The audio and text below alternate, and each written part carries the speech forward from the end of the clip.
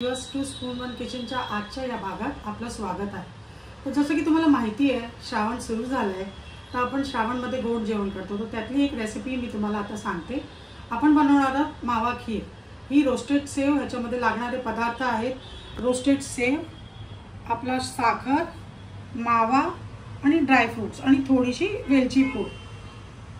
सर्वप्रथम आपण एक कढई घेतली आहे, त्याच्यामध्ये 2 मोठे चमचे आपण तूप घेतले। आता आपण ह्याच्यात शेव टाकणार। ही रोस्टेड शेव आहे, तरी आपण ह्याला थोडंसं भाजून घेऊया। साधारणपणे अर्धा पॅकेट आपण शेव घेतली आहे।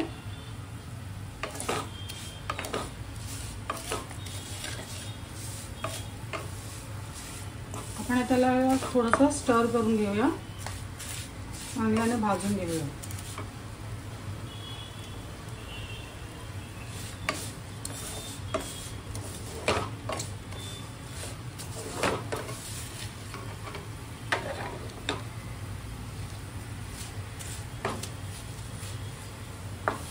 आता ही भाजून झालेली आहे। आता आपण ह्याच्यात थोडंसं दूध टाकूया। आपण दूध साधारणपणे 1/2 लिटरपेक्षा थोडंसं जास्त।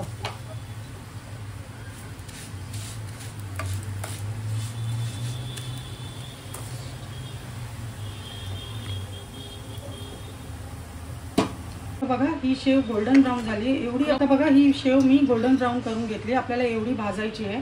ह्याच्यानंतर गरम केलेलं दूध आपण ह्याच्यात ओतायचं आहे, मलाई सकट। मलाईने टेक्स्चर खूप छान येतं। तर आपण आता दूध ओतूया। 1/2 लिटरच्या थोडंसं जास्त आपण दूध ओतलंय आणि आपण आता याला थोडंसं मिक्स करून घेऊया। ह्याच्यामध्ये उकळ आलाय, या स्टेजला आपण ह्याच्यामध्ये साखर टाकूया। साखर तुम्ही तुमच्या चवीच्या हिशोबाने टाकू शकता, जास्त गोड कमी गोड। साखर मला गोड आवडतं म्हणून मी थोडी जास्त साखर टाकते। आता थोडेसे ड्रायफ्रूट्स टाकूया आपण आणि ह्याला बॉईल करूया।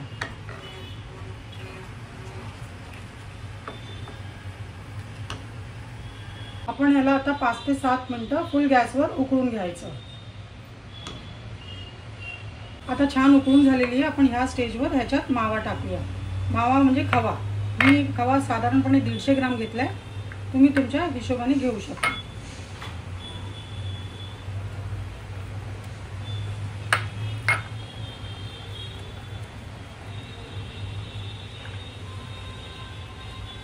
आणि आपण आता याला मिक्स करून घेऊया चांगल्याने। 2 ते 3 मिनिटं आपण याला, ते मावा सगळं मेल्ट होईल आतमध्ये। 2-3 मिनिटं आपण याला उकळून घ्यायचं।